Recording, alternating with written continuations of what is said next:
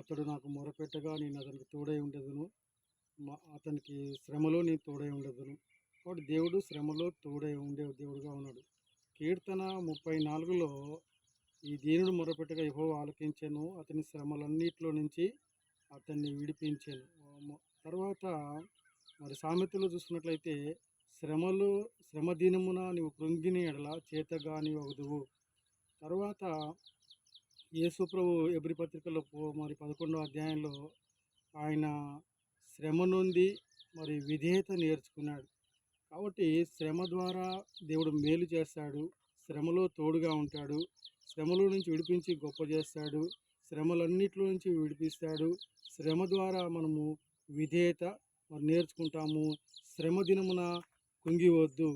ఎందుకంటే మరి ఇజ్రాయెల్ ప్రజలను దేవుడు శ్రమలన్నిటిలో నుంచి విడిపించినాడు.